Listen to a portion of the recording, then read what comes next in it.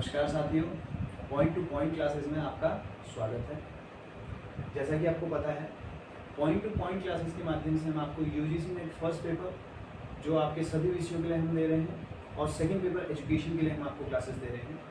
इसी क्रम में हम आज आपको यूजीसी नेट फर्स्ट पेपर के लिए, या आप ये कह लीजिए बीएड एंट्रेंस है आपका, या बीएड कोर्स है, डीएलएड कोर्स है, या एजुकेशन से रिलेटेड जो भी आपके कोर्सेज हैं, इनके लिए हम आपको जो आज की क्लास दे रहे हैं, जिसका टॉपिक है सोर्सेज ऑफ नॉलेज, यानी कि ज्ञान के स्रोत। तो बातचीत करते हैं ज्ञान के क्या क्या स्रोत हैं। सबसे पहले है हमारे पास नॉलेज थ्रू सेंसेस, यानी कि ज्ञानेंद्रियों के द्वारा जो हमें नॉलेज प्राप्त होती है। सभी लोग जानते हैं, आप हमारे पास 5 ज्ञानेंद्रियाँ होती हैं: eye, ear, nose, tongue and skin. ठीक है, आई यानी देखकर हम ज्ञान प्राप्त करते हैं, एयर यानी कि हम सुनकर जो ज्ञान प्राप्त करते हैं कानों की सहायता से, और नोज यानी कि हम जो स्मेल करते हैं, सूंघकर जो हम ज्ञान प्राप्त करते हैं, और टंग यानी कि जीभ के द्वारा हम चखकर तीखा है, मीठा है या फिर खट्टा है, जो भी हमारा स्वाद है उसके द्वारा हम जो ज्ञान प्राप्त करते हैं। और उसके बाद हमारा स्किन यानी त्वचा यानी कि टच करके जो हम फील करके हम जो ज्ञान प्राप्त करते हैं। तो बेसिक सी चीज़ें हैं, आप सभी लोग ये जानते हैं। ठीक है, सेकेंड हमारा जो सोर्सेज ऑफ नॉलेज में आता है वो आता है आपका रीजनिंग यानी तर्क। और ये बहुत इंपॉर्टेंट हो जाता है, काफ़ी सारे बच्चे इस टॉपिक को लेके कंफ्यूज हो जाते हैं। बेसिक से देखिए, मैं बेसिक से स्टार्ट कर रहा हूँ। कुछ बच्चे ये सब जानते होंगे, लेकिन मेरा ये जो मोटिव है वो ये है कि आप बेसिक से जो इस चीज़ को ना भी पढ़ता हो एजुकेशन को, वो भी इस क्लास को इजीली समझ जाए, बस मैं इतना चाहता हूँ। ठीक है, तो हम बेसिक से थोड़ा आगे चलेंगे। ठीक है, तो रीजनिंग यानी तर्क, रीजनिंग को हम हिंदी में तर्क बोलते हैं। और रीजनिंग 2 प्रकार की है, ठीक है, इंडक्टिव रीजनिंग और डिडक्टिव रीजनिंग। अब बात आती है कि इनके जो हिंदी नेम, इंडक्टिव का हिंदी नाम होता है आपका आगमनात्मक तर्क, और इसका जस्ट उल्टा आपका डिडक्टिव यानी कि निगमनात्मक तर्क। ठीक है, बच्चे क्या कंफ्यूज कर जाते हैं कि इंडक्टिव का हिंदी मीनिंग क्या है या फिर डिडक्टिव रीजनिंग का हिंदी मीनिंग क्या है, इसी में कंफ्यूजन हो जाता है। एक दिन आप पढ़ते हैं, उस दिन तो आपको थोड़ा बहुत समझ में आ जाता है, लेकिन जैसे जैसे आप आगे बढ़ते हैं, पुरानी चीज़ों को भूलते हैं। उन चीज़ों को दूर करने के लिए मैंने एक शॉर्टकट बनाया है आपका इंडक्टिव यानी कि इन, है ना। इसके 2 फर्स्ट आपने वर्ड ले लिए। इन का मतलब है अंदर, या जो भी है इन आना, ठीक है ना। तो औ से आपको याद रखना है आगमनात्मक तर्क, इन अंदर आना जो भी है आगमनात्मक तर्क, ठीक है ना। आपको इन का अंदर, और इस औ से आपको याद रखना है आगमनात्मक तर्क। यानी इंडक्टिव का हिंदी मीनिंग क्या हो गया? आगमनात्मक तर्क। इसका जस्ट अपोजिट आपका डिडक्टिव यानी कि निगमनात्मक तर्क। इतना। तो अब हम बात करते हैं इंडक्टिव और डिडक्टिव। हम यहाँ पर इनका तुलनात्मक अध्ययन करेंगे, इन दोनों में एक साथ देखेंगे कि किस प्रकार से इंडक्टिव और डिडक्टिव का क्या क्या इसमें डिफरेंस है। सबसे पहले बात करते हैं हम इंडक्टिव रीजनिंग की, यानी कि आगमन विधि कहें, इंडक्टिव रीजनिंग कहें, या आपका जो भी है इसका नाम। सबसे पहले हमारे पास सूत्र है नोन टू अननोन। ठीक है, नोन टू अननोन मतलब ज्ञात से अज्ञात की ओर। ठीक है, और दूसरा इसमें सूत्र है आपका स्पेसिफिक टू जनरल, यानी विशिष्ट से सामान्य की ओर। तीसरा आपका इसमें सूत्र है कंक्रीट टू एब्स्ट्रैक्ट, यानी कि मूर्त से अमूर्त की ओर। मूर्त आप समझते हैं, जो चीज़ें आपको दिखाई दे रही हैं वो मूर्त हैं, और जो चीज़ों विचारों में है, जो चीज़ आपको नहीं दिखाई दे रही है वो आपका अमूर्त कहलाता है। ठीक है, चौथा आपका सूत्र है एग्जाम्पल टू रूल, यानी कि आपका उदाहरण से आप कोई नियम बनाते हैं। ठीक है, पहले उदाहरण देते हैं, देन आप कोई चीज़ को उसको रूल बनाते हैं। उसके बाद आपका है fifth bottom to up approach, यानी कि नीचे से ऊपर की ओर। ठीक है ना, बेसिक से बॉटम अप अप्रोच को आप इसे समझ सकते हैं। जैसे अब मैं एग्जांपल देता हूँ आपको। सबसे पहला आपका एग्जांपल मैंने लिखा है कि बहुत सारे नाम लिखे हैं। जैसे मैं किसी बच्चे से पूछता हूँ कि आपका नाम क्या है ना, आपके घर में पेट एनिमल क्या है, आपने कहा डॉग है, या कोई जगह का कैपिटल का नाम बताइए, हमारे दिल्ली है ना। कोई घर में आपकी क्या क्या चीज़ वस्तुएं हैं, आपने कहा चेयर है, बुक है, एक्सेट्रा जो भी चीज़ें हैं। ठीक है ना, ये एग्जाम्पल आपने पहले बता बच्चों से ले लिए। उसके बाद आपने एक बात बताई बच्चों को कि इन सब चीज़ों को हम क्या कहते हैं, नाउन कहते हैं। ठीक है ना, तो ये आपका फॉर्मूला क्या हो गया, ये क्या हो गए, सारे एग्जाम्पल हो गए आपके एग्जाम्पल। और उसके बाद ये नाउन हमने एक जो कंसेप्ट बनाया, यानी कि हमने एग्जाम्पल से एक रूल बना दिया, यानी नियम बना दिया। ठीक है, तो ये क्या हो गया आपका कंक्रीट टू एब्स्ट्रैक्ट। ठीक है ना। कंक्रीट मतलब जो चीज़ें हमें दिख रही हैं आसपास, जो चीज़ें हमारे पास हैं, जैसे आपका राम, दिल्ली, चेयर, बुक, जो भी चीज़ें हमने, डॉग, ये सब चीज़ें क्या हैं आपके कंक्रीट में आएंगी। और उसके बाद एब्स्ट्रैक्ट का क्या मतलब है, नाउन। नाउन हमने एक कंसेप्ट बना दिया, noun is the name of a person, place और थिंग।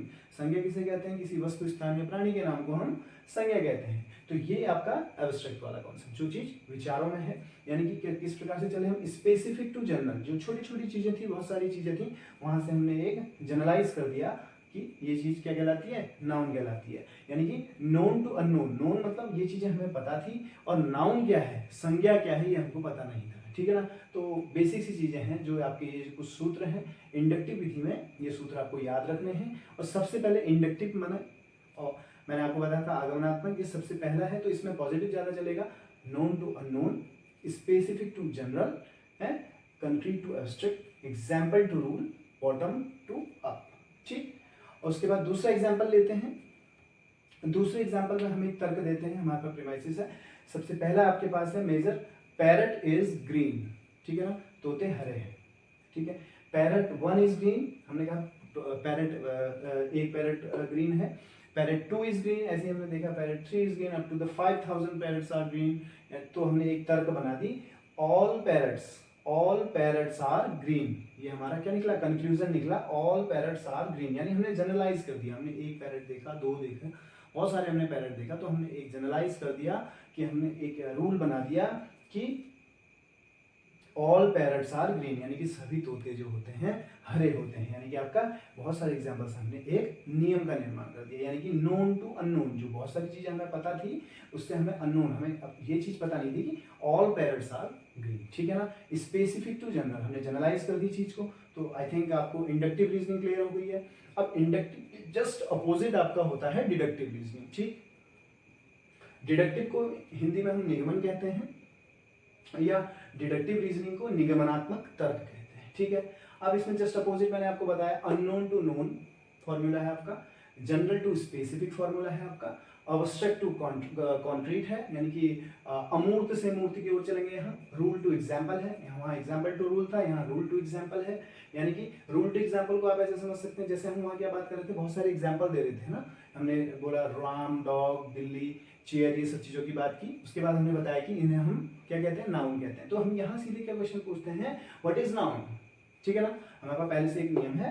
उसके बाद हम क्या करते हैं, नाउन को समझाते हैं। Noun is the name of a person, place और थिंग, यानी किसी वस्तु, स्थान या प्राणी के नाम को हम संज्ञा कहते हैं। उसके बाद हम एग्जाम्पल देते हैं ना, जैसे हमने लिखा है आपको रूल टू एग्जाम्पल, उसके बाद एग्जाम्पल देते हैं। क्या क्या इनके एग्जाम्पल हैं, जैसे सीता, बुक, दिल्ली, ये जो भी चीजें किसी वस्तु, स्थान या प्राणी का नाम, ये आपका तो रूल टू एग्जाम्पल ये है।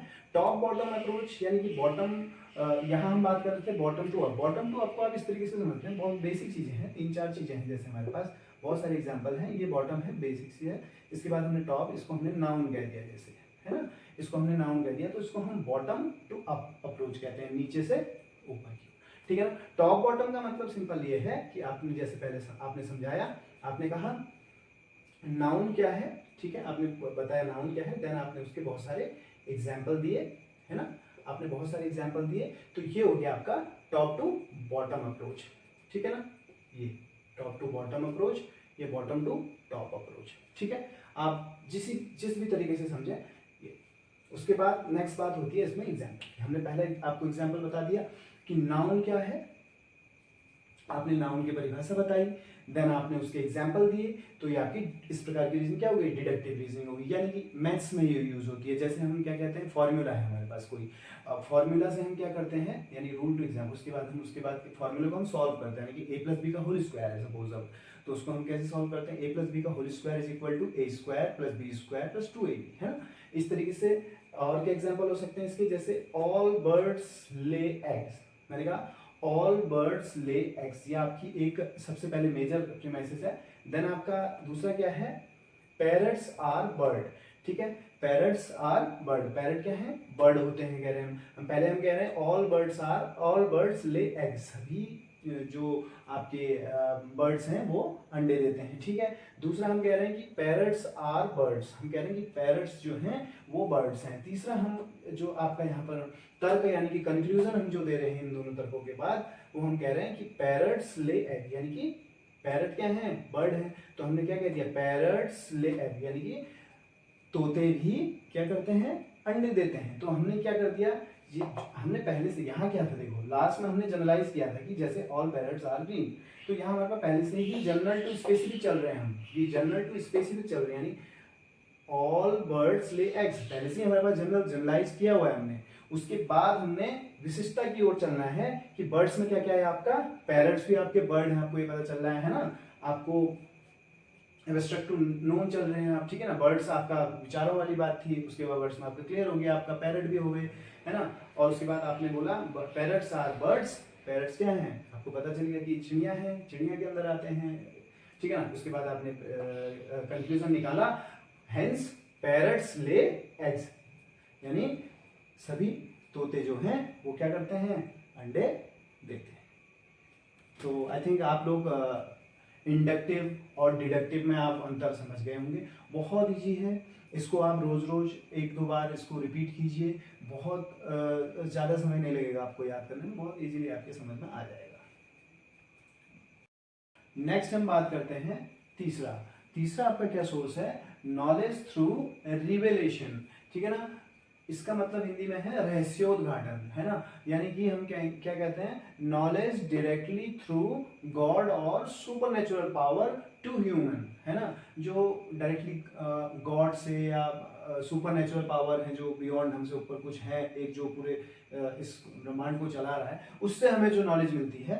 फॉर एग्जाम्पल गीता उपदेश टू अर्जुन किसने दिया था, बाई लॉर्ड कृष्ण, है ना। भगवान श्री कृष्ण ने जो अर्जुन को गीता के उपदेश दिए थे, जो ज्ञान दिया था। तो इस प्रकार का जो ज्ञान का हमारा सोर्स होता है, अध्यात्म वाली बात कहें या रहस्योद्घाटन वाली बात कहें, हम उसे हम ये कहते हैं, ठीक है। नेक्स्ट हम बात करते हैं नॉलेज थ्रू फेथ, यानी आस्था, जो हमारी आस्था होती है। जैसे हम आस्था रखते हैं ना, हम सुपरस्टिशियस बात करते हैं, हम भविष्यवाणी, रोज सुबह हम अखबार में, न्यूज़पेपर में या फिर हम मोबाइल ऐप में क्या देखते हैं, हम अपने भविष्य के लिए हम क्या देखते हैं, उसमें भविष्यवाणी होती है, जिसमें राशिफल देखते हैं, है ना। तो ये उसी तरीके से सुपरस्टिशियस हो गया। ब्लैक मैजिक, कई लोग ब्लैक मैजिक में विश्वास करते हैं, तो ये फेथ, यानी कि इससे भी हमें एक ज्ञान प्राप्त करने का एक ये भी सोर्स है, ठीक है।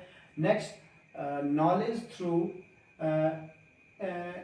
इंट्यूशन, है ना। जो भी प्रोनाउंसिएशन करें आप इसका, इंट्यूशन, इसको हम हिंदी में बोलते हैं सहज बोध या अंतः बोध कह सकते हैं आप इसको, जो आंतरिक हमारे अंदर से निकलती है ना। इसको हम जैसे सूच का सिद्धांत है, जैसे बंदर वो केला तोड़ता है ना, केले ऊपर होते हैं, वो बहुत सारी पेटियां होती हैं उसके पास, उनको यूज कर लेता है किस तरीके से, और वो केले तक पहुंच जाता है। तो इस तरीके से अंदर से जो उसके मन की बात हो रही है, जैसे ना इनसाइट कह रहे हैं हम, अंदर से मन की बात है, अंदर से जो उसके अंदर एक ज्ञान प्राप्त होता है, वो उसे हम बोलते हैं सहज बोध। नेक्स्ट है आपका सोर्स नॉलेज थ्रू अथॉरिटी, यानी कि सत्ता। अथॉरिटी को क्या कहते हैं हम, सत्ता। इसके क्या एग्जाम्पल होते हैं, जैसे जेन्युइन सोर्सेज होते हैं कुछ, है ना, जिनको हम जेन्युइन मानते हैं। जैसे साइंटिस्ट, है ना, साइंटिस्ट ने कोई चीज़ खोज निकाली, उसको हम मानते हैं। जैसे हमारे पेरेंट्स हैं, है ना, पेरेंट्स से हमें कोई ज्ञान मिला, है ना। और फिलोसफर हैं, जो दर्शन फिलोसफर होते हैं, जो अपना दर्शन देते हैं किसी भी फील्ड में, है ना। जैसे आपका आदर्शवाद है, यथार्थवाद है, रियलिज्म है, ये सब चीज़ें जो भी हैं। तो फिलोसफर जो होते हैं दार्शनिक, जिन्होंने एजुकेशन के लिए अपने कुछ दर्शन होता है इनका, इनकी हम बात मानते हैं, इनसे हम नॉलेज लेते हैं। और स्कूल या कॉलेज, है ना, वहाँ पर हमें जो नॉलेज मिलती है उसे हम सोर्स ऑफ नॉलेज लेते हैं। इसके अलावा रिसर्च पेपर हो सकता है हमारा, रिसर्च पेपर जो छपता है, पब्लिश होता है, वो एक रिलायबिलिटी वैलिडिटी के साथ आता है पूरा, तो उस पर हम विश्वास रखते हैं, उससे हम नॉलेज लेते हैं। और भी कई सारी चीज़ें हैं जिनके द्वारा हम सोर्सेज ऑफ नॉलेज जो हैं, जिनके द्वारा हमें ज्ञान की प्राप्ति होती है। तो आज की क्लास में इतना ही। सोर्सेज ऑफ नॉलेज की सेकंड क्लास में हम आपको थोड़ा सा जो इसमें रह गया उसको एक्सप्लेन करेंगे। आज का वीडियो ज़्यादा लंबा ना हो, इसलिए मैं यहीं पे क्लास को ख़त्म करता हूँ। नेक्स्ट वीडियो आपको बहुत जल्द उपलब्ध करा दिया जाएगा। Thank you.